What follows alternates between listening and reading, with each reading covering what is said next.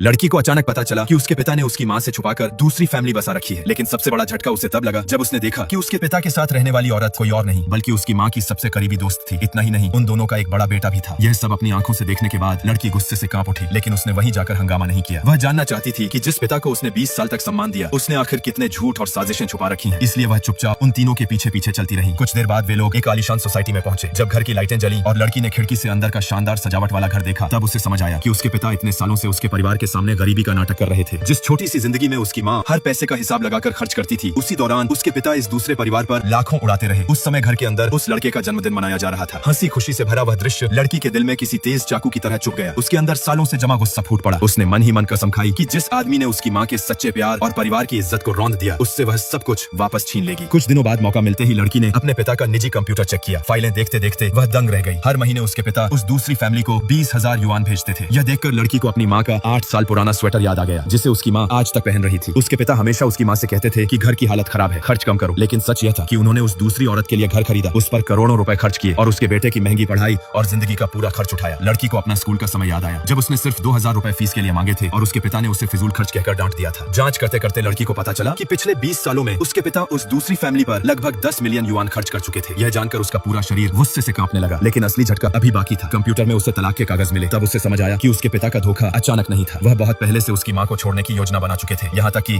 उन्होंने संपत्ति बांटने की तैयारी भी पहले से कर रखी थी। लड़की समझ नहीं पा रही थी कि जो पिता 20 साल तक उसके साथ रहे, वही इंसान इतना बेरहम कैसे बन गया। लेकिन अब उसने फैसला कर लिया था कि वह अपनी माँ के लिए इंसाफ लेकर रहेगी और जो कुछ उसकी माँ और उसका हक है वह वापस लेकर रहेगी। अगली सुबह लड़की ने 2 बड़े वकीलों से मुलाकात की। सारे सबूत देखने के बाद वकीलों ने बताया कि बिना पत्नी की अनुमति के पति द्वारा दूसरी औरत और उसके बच्चे को दी गई संपत्ति कानूनी रूप से चुनौती दी जा सकती है। उसकी माँ चाहे तो सब कुछ वापस ले सकती है। उन्होंने यह भी बताया कि उसके पिता अपनी कंपनी के शेयर उस नाजायज बेटे के नाम करने की तैयारी कर रहे हैं। अगर कानूनी प्रक्रिया पूरी हो गई तो संपत्ति वापस पाना मुश्किल हो जाएगा। इसलिए सबसे जरूरी काम उस ट्रांसफर को रोकना था। लड़की ने तुरंत अपने पिता की कंपनी के खातों की जांच शुरू करवाई। उसे शक था कि दूसरी फैमिली पर खर्च किया गया बहुत सा पैसा कंपनी का था। अगले 20 दिनों तक उसने हर सबूत इकट्ठा किया। घर के कागज, गाड़ियों के दस्तावेज, स्कूल फीस की रसीदें, ईमेल चैट, बैंक ट्रांजैक्शन और उसके पिता की दूसरी औरत के साथ तस्वीरें और वीडियो। उसने परिवार की सारी संयुक्त संपत्ति पर कानूनी सुरक्षा भी लगवा दी ताकि उसके पिता आगे कोई पैसा इधर उधर न कर सके। जब सारी तैयारी पूरी हो गई, तब लड़की अगले कदम के लिए तैयार थी।